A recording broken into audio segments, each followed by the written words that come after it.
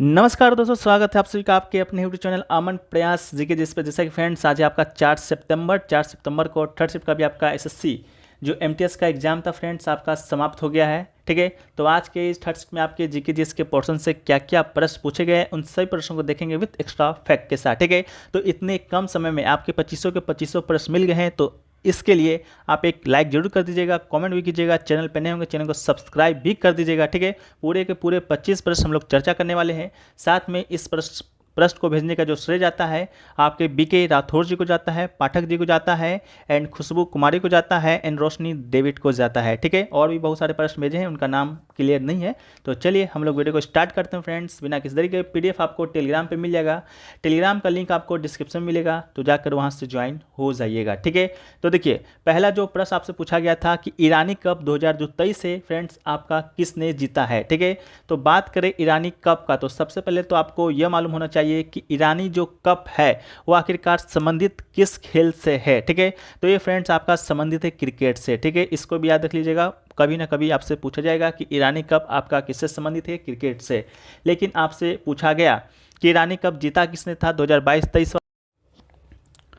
Video में आगे बढ़ने फ्रेंड्स से पहले आपको बता दें कि जो लोग मॉक टेस्ट के बारे में जानते हैं या नहीं जानते हैं, ठीक है, जो लोग जानते हैं वो तो मॉक टेस्ट दे ही रहे हैं और इसका लाभ है जो कि उठा रहे हैं। ठीक है, जो लोग मॉक टेस्ट के बारे में नहीं जानते हैं आपको बता दें कि एग्ज़ाम से पहले जो एग्ज़ाम का जो प्रेशर होता है उसको हैंडल करने का एक आपका सबसे बड़ा जो हथियार है वो आपका मॉक टेस्ट है। ठीक है, और जो मॉक टेस्ट है आपको कहाँ पर मिलेगा, तो फ्रेंड्स आपको टेक्स्ट बुक ऐप पर मिलेगा जिसका लिंक डिस्क्रिप्शन में दिया गया है। ठीक है, इस पर आपका हैप्पी आवर सेल भी चल रहा है, जो कि टेक्स्ट बुक का जो 5 प्रो है वो दोस्तों जो 599 में जो आम दिनों पर मिलता है वो अभी मात्र 479 में दोस्तों मिल जाएगा। साथ में अगर आप हमारा कूपन कोड APG यूज करते हैं तो आपको 10 के जगह 20% का ऑफ है जो कि आपको दिया जाएगा। ठीक है, टेक्स्ट बुक 5 प्रो अगर आप लेते हैं तो इसमें आपको बता दें कि जो एक मॉक होता है उसको आप अनलिमिटेड बार दे सकते हैं, जितनी बार आपको मन करे। ठीक है, इसके अलावा जो PYQ होता है यानी कि प्रीवियस ईयर क्वेश्चन होता है वो सभी एग्जामों का, यहाँ पर किसी एक पार्टिकुलर एग्जाम का नहीं, चाहे SSC या बैंकिंग या रेलवे का नहीं, सभी पार्टिकुलर एग्जाम का, चाहे SSC का हो, बैंक का हो, रेलवे का हो या आपके अदर PCS एग्जाम हो, चाहे आपके स्टेट एग्जाम ही क्यों ना हो, सभी एग्जामों का मॉक टेस्ट और प्रीवियस क्वेश्चन आपको एक ही प्लेटफॉर्म पर मिलने वाला है, वो है टेक्स्ट बुक। ठीक है, तो इसका लिंक डिस्क्रिप्शन में दिया गया है, कूपन कोड APG यूज करना नहीं भूलिएगा। ठीक है, जो लोग भी मॉक टेस्ट देना चाहते हैं और अपने एग्जाम में अच्छा स्कोर करना चाहते हैं वो लोग जरूर से जरूर मॉक टेस्ट दीजिए। मेरा मानना है तो टेक्स्ट बुक पर आप दीजिए, जो कि अभी तक का सबसे अच्छा प्लेटफॉर्म अभी आपका यही है। ठीक है, चलिए वीडियो में आगे बढ़ते हैं। तो दोस्तों आपका रेस्ट ऑफ इंडिया यानी कि शेष भारत टीम आपका इसका विजेता बना था, तो राइट आंसर आपका रेस्ट ऑफ इंडिया हो जाएगा। साथ में इसके उप विजेता की बात करेंगे तो उप विजेता आपका मध्य प्रदेश था। ठीक है, तो उप विजेता को भी आप याद रख लीजिएगा। ठीक है, दूसरा जो क्वेश्चन आपसे पूछा गया कि किसने अश्वशक्ति का प्रतिपादन किया था। अश्वशक्ति जिसका अर्थ होता है 33,000 घोड़े की शक्ति के बराबर। ठीक है, तो इसका जो राइट आंसर था आपके ऑप्शन में जेम्स वाट दिया गया था, जो कि आपका 100% राइट आंसर है। जेम्स वाट की बात करेंगे तो ये फ्रेंड्स आपका स्कॉटलैंड का इंजीनियर था। इसके अलावा हॉर्स पावर जिसे कि अश्वशक्ति कहते हैं जिसमें दोस्तों आपका 33,000 घोड़े की शक्ति के बराबर आपका होता है। ठीक है, इसका जो उपयोग है पहली बार 18वीं शताब्दी में जेम्स वाट के द्वारा किया गया था। ठीक है, नेक्स्ट क्वेश्चन आपसे पूछा गया कि 1857 का जो क्रांति हुआ था उसमें बिहार से नेतृत्व किसने किया था। ठीक है, तो आपसे बिहार से पूछा गया था, तो इसका राइट आंसर आपका कुंवर सिंह। ठीक है, कुंवर सिंह दोस्तों आपका इसका राइट आंसर हो जाएगा। ठीक है, 1857 का क्रांति जिसे कि भारत का प्रथम स्वतंत्रता संग्राम भी कहते हैं। ठीक है, भारत का प्रथम स्वतंत्रता संग्राम भी कहते हैं। ठीक है, तो उसमें आपका बहुत सारे जगह से बहुत विभिन्न क्रांतिकारियों ने आपका नेतृत्व किया, जैसे कि बिहार से कुंवर सिंह। उसी प्रकार दिल्ली से फ्रेंड्स आपका किसने किया था, तो दिल्ली से आपका बहादुर शाह जफर या बहादुर शाह जफर या बहादुर शाह द्वितीय आपका राइट आंसर हो जाएगा। ठीक है, बहादुर शाह जफर वही है जो कि आपका मुगल समाज का अंतिम शासक था। इस क्रांति में भाग लेने के कारण इसको रंगून निर्वासित कर दिया गया था, जहां पर 1862 में इसका मृत्यु हो गया था। ठीक है, अगर ऑप्शन में आपको बख्त खां है तो भी आपको क्लिक करना है बख्त खां, क्योंकि आपका बहादुर शाह जफ़र का जो सेनापति था आपका बख्त खां था, और बहादुर शाह जफ़र उस समय बहुत ही ओल्ड एज का आदमी था, यानी कि बहुत ही वृद्ध हो गया था, 80 प्लस इसका आयु था। ठीक है, इसके अलावा कानपुर से किसने नेतृत्व किया था, तो कानपुर से आपका तात्या टोपे, जिसे कि रामचंद्र पांडुरंग कहते हैं, नहीं तो आपका नाना साहब ऑप्शन में मिलेगा, जिसे कि धनु पंत कहते हैं। तो इन्होंने आपका कानपुर से नेतृत्व किया। लखनऊ से बात करेंगे तो बेगम हजरत महल आपका लखनऊ से नेतृत्व किए थे। झांसी से बात करेंगे तो रानी लक्ष्मीबाई। जगदीशपुर यानी कि बिहार से बात करेंगे तो आपका कुंवर सिंह या अमर सिंह, कुंवर सिंह का ही भाई था, कुंवर सिंह के मरने के बाद अमर सिंह ही नेतृत्व कर रहा था। फैजाबाद से बात करेंगे तो मौलवी अहमदुल्ला। इलाहाबाद से बात करेंगे फ्रेंड्स तो लियाकत अली, और बरेली से बात करेंगे तो खान बहादुर खां। ठीक है, ग्वालियर से बात करेंगे तो तात्या टोपे। ठीक है, इन्होंने अपने अपने जगह से आपका 1857 की क्रांति का नेतृत्व किया था। साथ में इसका समय और विद्रोह के दमनकर्ता को भी एक बार आप लोग देख लीजिएगा। हालांकि ये आपके एमटीएस एग्जाम में तो नहीं ही पूछा जाएगा, बस आपके एमटीएस एग्जाम में बस इतना ही पूछा जाएगा, दिल्ली से किसने किया, कानपुर से किसने किया, इसके अलावा लखनऊ, झांसी, ग्वालियर से किसने किया। ठीक है, चलिए नेक्स्ट जो प्रश्न आपसे पूछा गया कि नरेंद्र मोदी जो स्टेडियम है वो दोस्तों आपका किस राज्य में है। ठीक है, नरेंद्र मोदी स्टेडियम किस राज्य में है। ठीक है, तो नरेंद्र मोदी स्टेडियम की बात करेंगे तो ये फ्रेंड्स आपका गुजरात के अहमदाबाद जिले में स्थित है। तो राइट आंसर आपका गुजरात हो जाएगा, क्योंकि राज्य पूछा था। इसके अलावा नरेंद्र मोदी स्टेडियम का पहले का जो नाम था वो फ्रेंड्स आपका क्या था, तो आपका सरदार पटेल स्टेडियम था, जिसे कि 24 फरवरी 2021 को बदलकर इसे नरेंद्र मोदी स्टेडियम रख दिया गया था। सेकंड शिफ्ट में पूछा था आपका कि बिरसा मुंडा अंतर्राष्ट्रीय हॉकी स्टेडियम कहाँ पर है, तो ये फ्रेंड्स आपका उड़ीसा में स्थित था। ठीक है, नेक्स्ट क्वेश्चन पूछा गया कि महाबोधि मंदिर किस राज्य में स्थित है। ठीक है, महाबोधि मंदिर। ठीक है, तो महाबोधि मंदिर की बात करेंगे तो दोस्तों आपका बिहार राज्य में स्थित है। राज्य पूछा था तो बिहार हो जाएगा, बिहार राज्य में आपका बोधगया में स्थित है। इसके अलावा यहाँ पर सम्राट अशोक ने 3री शताब्दी में पूर्व में यहाँ एक मंदिर भी बनवाया था। ये दोस्तों आपका महाबोधि जो मंदिर है आपका संबंधित किससे है, तो बौद्ध धर्म से है, और गौतम बुद्ध थे जो कि इसी वृक्ष के नीचे आपका ज्ञान की प्राप्ति किए थे। ठीक है, नेक्स्ट क्वेश्चन पूछा गया सौरभ गांगुली के आत्मकथा का क्या नाम है। ठीक है, तो सौरभ गांगुली के आत्मकथा का जो नाम है आपका a century is not enough. ठीक है, a century is not enough my roller coaster ride to success. ठीक है, इसे 2018 में सौरभ गांगुली ने लिखा था। इनकी एक आत्मकथा है जो कि अंग्रेजी भाषा में है। सौरभ गांगुली की बात करेंगे तो पूर्व भारतीय क्रिकेटर भी रह चुके हैं, कप्तान भी रह चुके हैं, और आपके बीसीसीआई के अध्यक्ष भी रह चुके हैं। ठीक है, इसके अलावा एक क्वेश्चन पूछा गया था प्लेइंग इट माई वे किसकी आत्मकथा है। ठीक है, तो प्लेइंग इट माई वे आपका किसका आत्मकथा है, तो सचिन तेंदुलकर का आत्मकथा है। एक क्वेश्चन पूछा गया था the test of my life. ठीक है, the test of my life किसकी आत्मकथा है, तो ये फ्रेंड्स आपका युवराज सिंह की आत्मकथा का नाम है the test of my life. ठीक है, चलिए नेक्स्ट प्रश्न पूछा गया था आपका बुक एंड राइटर से ही कि लॉन्ग वॉक टू फ्रीडम किसकी आत्मकथा है। ठीक है, लॉन्ग वॉक टू फ्रीडम, तो लॉन्ग वॉक टू फ्रीडम की बात करेंगे तो ये आपका नेल्सन मंडेला का आत्मकथा है। एवं नेल्सन मंडेला के बारे में बात करेंगे तो दक्षिण अफ्रीका के पहले अश्वेत राष्ट्रपति ये आपके रह चुके हैं, पहले राष्ट्रपति रह चुके हैं, अश्वेत की बात कर रहे हैं। इनका जो टेन्योर था, कार्यकाल था आपका 1994 से 1999 तक का था। साथ में इनको भारत का जो सर्वोच्च नागरिक सम्मान है भारत रत्न इनको 1990 में मिल चुका है। साथ में पाकिस्तान का भी जो आपका नागरिक सम्मान है निशान पाकिस्तान 1992 में इन्हें मिला है। साथ में 1993 में नोबेल का जो शांति पुरस्कार था, नोबेल शांति पुरस्कार 1993 में भी इन्हें मिल चुका है। किसे, तो नेल्सन मंडेला जी को। इसके अलावा नेक्स्ट क्वेश्चन पूछा गया सुनील कोठारी किस नृत्य के प्रतिपादक है। हालांकि क्वेश्चन का लैंग्वेज आपका शायद इस प्रकार था कि सुनील कोठारी जो कि असम सरकार के द्वारा हाल ही में माधव देव पुरस्कार से सम्मानित हो चुके हैं वो किस नृत्य के प्रतिपादक हैं। तो आपके क्वेश्चन में ही असम दिया गया था, तो आपको बिना सोचे समझे आपको सतरिया नृत्य जो कि टिक कर देना था। ठीक है, तो ये फ्रेंड्स आपका सतरिया नृत्य के प्रतिपादक हैं। ठीक है, तो सतरिया नृत्य को लोकप्रिय बनाने के लिए असम सरकार द्वारा माधव देव पुरस्कार से इन्हें सम्मानित किया गया है। ठीक है, साथ में इन्हें 2001 में पद्म श्री पुरस्कार दिया गया था। साथ में 1995 में संगीत नाटक एकेडमी पुरस्कार भी सुनील कोठारी जी को मिल चुका है। ठीक है, नेक्स्ट क्वेश्चन पूछा गया कि भारत की जलवायु आपका कैसी है। ठीक है, तो भारत में उष्णकटिबंधीय मानसूनी जलवायु पाई जाती है। तो राइट आंसर आपका क्या हो जाएगा, उष्णकटिबंधीय मानसूनी जलवायु आपका राइट आंसर हो जाएगा। ठीक है, इसके अलावा नेक्स्ट क्वेश्चन पूछा गया कि सबसे कम लिंगानुपात आपका किस राज्य का है। ठीक है, तो सबसे कम लिंगानुपात की बात करेंगे तो सबसे कम लिंगानुपात आपका हरियाणा का है। इसके बाद हरियाणा का तो लिंगानुपात है ही, लेकिन आपसे पूछा जाए आखिरकार ये लिंगानुपात होता क्या है। ठीक है, तो लिंग अनुपात का उपयोग हम लोग करते हैं 1000 पुरुष पर महिलाओं की संख्या का वर्णन करने के लिए, कि 1000 पुरुष पर आखिरकार आप महिलाओं की संख्या है जो कि कितना है, चाहे वो राज्य में हो या आपका भारत में हो। भारत में होगा तो भारत का लिंगानुपात होगा।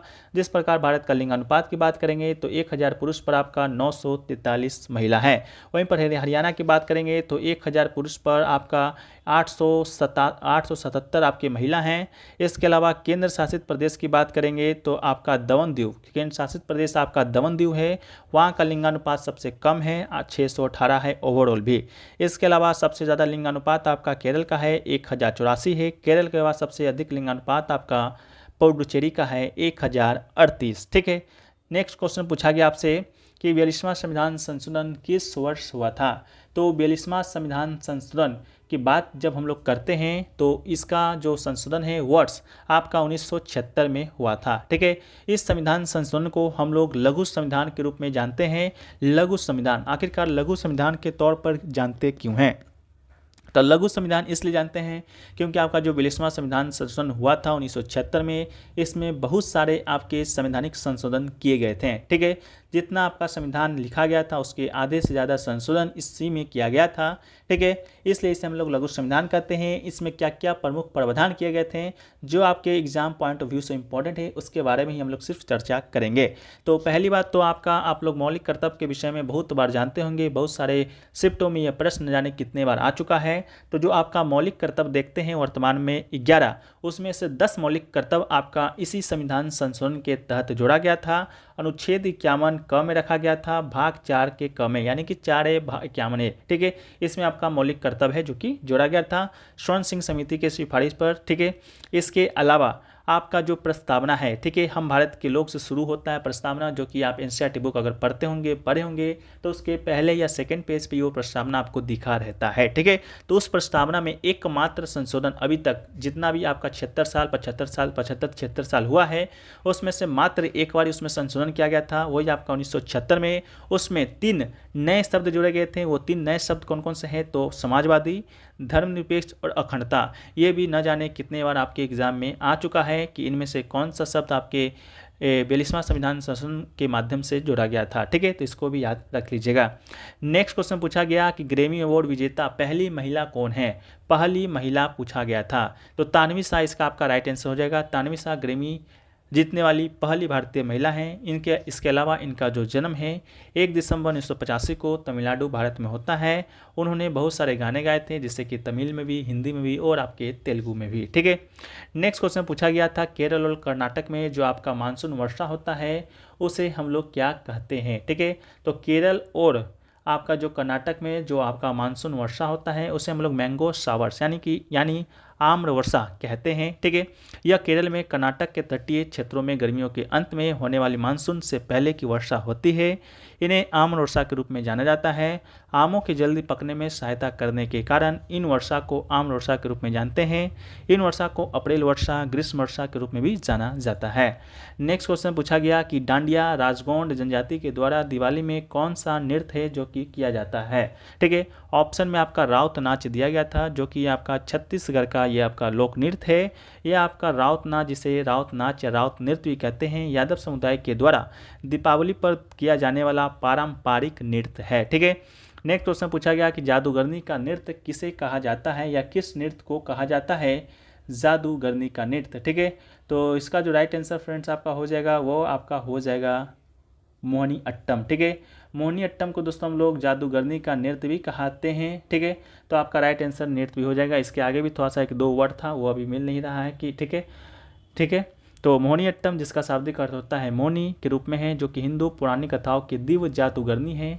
केरल का शास्त्रीय एकल नृत्य रूप है। ठीक है, केरल में 2 शास्त्रीय नृत्य है केरल राज्य से, एक तो आपका मोहिनी अट्टम है, दूसरा आपका कथकली है। इसके अलावा 8 शास्त्रीय नृत्य है, उसके बारे में आप लोग है जो कि बेझिझक जानते ही होंगे। ठीक है, तो किस नृत्य को जादूगरनी का नृत्य कहा जाता है, जिसे कि इनहैच्ड डांस भी कहते हैं। ठीक है, तो आपका मोहिनीअट्टम राइट आंसर होगा।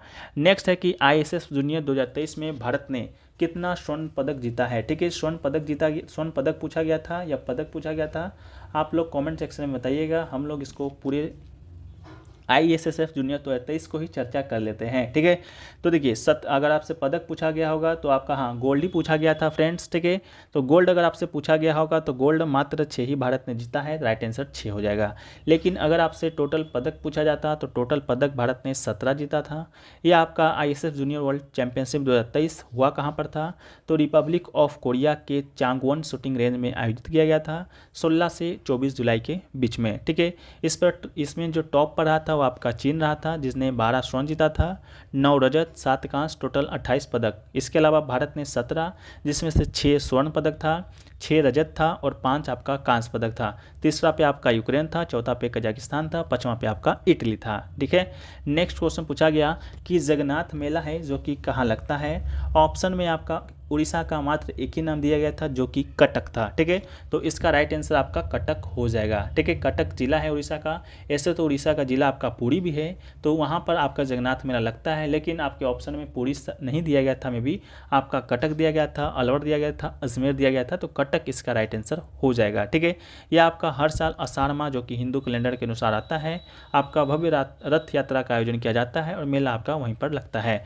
नेक्स्ट है कि मध्य प्रदेश की सीखो और कमाई योजना में क्या क्या मिलेगा, इस प्रकार का भी कोई क्वेश्चन आपसे दिया गया था, या क्या नहीं मिलेगा। ठीक है, आपके ऑप्शन में लैपटॉप दिया गया था, वित्तीय सहायता दिया गया था और रोजगार प्रशिक्षण दिया गया था। ठीक है, तो देखिए मध्य प्रदेश सरकार के द्वारा सीखो कमाई योजना के चयनित युवाओं को रोजगार की ट्रेनिंग दी जाएगी, तो ट्रेनिंग तो आपका नहीं होगा। इस दौरान उन्हें 8 से 10 हज़ार रुपये की मानदेय दिया जाएगा, ये तो आपका वित्तीय सहायता हो जाएगा, तो ये भी आपका नहीं होगा।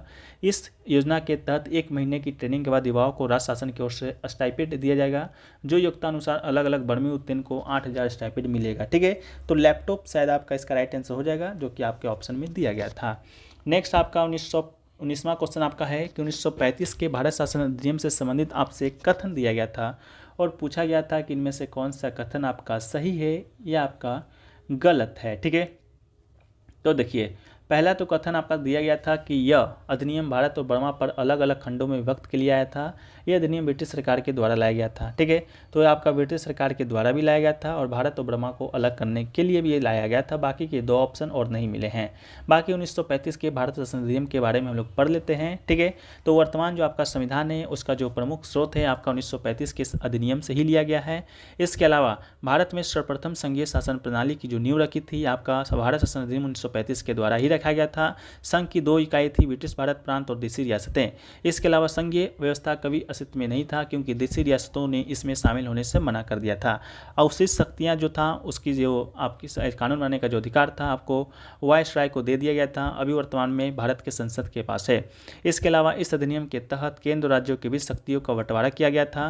राज्यों में द्वैध शासन समाप्त कर केंद्र में द्वैध शासन लागू किया गया था इसी संविधान संशोधन के द्वारा। इसके अलावा इस अधिनियम ने केंद्र और इकाइयों के बीच 3 सूचियों संघीय सूची, आपका राज्य सूची, स्मृति सूची के आधार पर शक्ति का बंटवारा किया गया था, जो कि वर्तमान में आपके सूची 7 में यह वर्णित है। इसके अलावा दलित जातियों, महिलाओं और मजदूर वर्ग के लिए अलग से निर्वाचन की व्यवस्था की गई थी। इसने भारत शासन अधिनियम 1858 के द्वारा स्थापित भारत सचिव परिषद को समाप्त कर दिया था। इसके अलावा मताधिकार का विस्तार हुआ था लगभग 10% जनसंख्या का। इसके अलावा देश की मुद्रा और शाख पर नियंत्रण के लिए भारतीय रिजर्व बैंक की स्थापना की गई थी।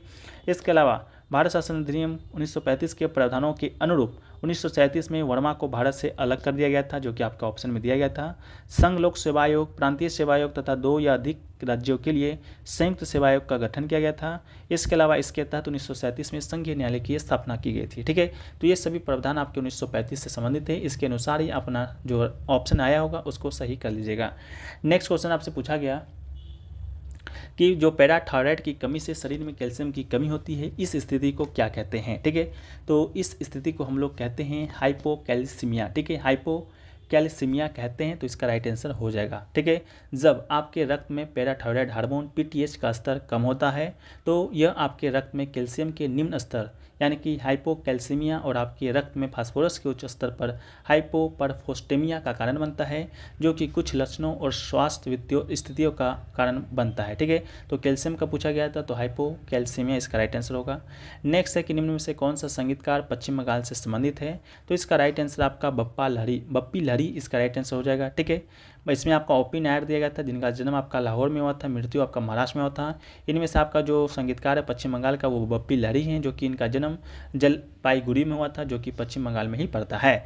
नेक्स्ट क्वेश्चन पूछा गया कि ट्रेनिंग और rural youth for self employment किस वर्ष शुरू हुआ था, यानी कि ट्राइसेम। ठीक है, तो ट्राइसेम से तात्पर्य आपका training to rural youth for self employment, यानी कि स्वरोजगार के लिए ग्रामीण युवाओं को प्रशिक्षण। ये आपका जो योजना है 15 अगस्त 1989 को शुरू हुआ था, तो 1979 इसका राइट आंसर होगा। इसका जो उद्देश्य था, मुख्य उद्देश्य था बीपीएल ग्रामीण बीपीएल लोगों को तकनीकी व्यवसाय विशेषज्ञता प्रदान करना था, जो लोग भी 18 से 35 वर्ष के होंगे। इसके अलावा ट्राइसेम ग्रामीण युवाओं को कृषि और विभिन्न संबंध गतिविधियों के बड़े क्षेत्रों में स्वरोजगार को अवसर लेने में सक्षम बनाता है। और 9वीं पंचवर्षीय योजना के दौरान इस योजना को स्वर्ण जयंती ग्राम स्वरोजगार योजना की मेगा पहल में मिला दिया गया था। ठीक है, नेक्स्ट क्वेश्चन पूछा गया कि माइक्रो फाइनेंस बैंक को सस्टेनेबिलिटी यानी कि संवनिता के लिए क्या आवश्यक है, तो 4 ऑप्शन दिया गया था। दाता डोनर पर निर्भरता, high interest rate, high profit margin and सीमित सामाजिक प्रभाव। तो इसका राइट आंसर आपका दाता डोनर पर निर्भरता इसका राइट आंसर होगा। नेक्स्ट पूछा गया कि संसद के पास सरकारी जवाबदेही सुनिश्चित करने वाली सबसे शक्तिशाली हथियार कौन सा है, तो ऑप्शन में आपका अविश्वास प्रस्ताव, विचार विमर्श करना, संधि करना, विधायक स्वीकृति या स्वीकृत करना। तो इसका राइट आंसर आपका ऑप्शन नंबर ए अविश्वास प्रस्ताव हो जाएगा। ठीक है, अविश्वास प्रस्ताव की बात करेंगे तो यह कार्यपालिका को नियंत्रित करने का सबसे शक्तिशाली हथियार है। विशेषकर गठबंधन राजनीति के युग में यह तंत्र और भी महत्वपूर्ण हो जाता है। इस प्रस्ताव को पेश करने के लिए किसी विशेष कारण की आवश्यकता नहीं होती है, जैसा कि निंदा प्रस्ताव में किया जाता है। नेक्स्ट क्वेश्चन पूछा गया था, आपका क्वेश्चन नंबर शायद 25 ही है कि ASIH बैंक लिंकिंग के लिए किस संस्था ने भारतीय रिजर्व बैंक के साथ मिलकर कार्य किया था। ठीक है, तो ये इसका राइट आंसर आपका नाबार्ड हो जाएगा। ठीक है, भारत में राष्ट्रीय कृषि और ग्रामीण विकास बैंक यानी कि नाबार्ड का फुल फॉर्म है।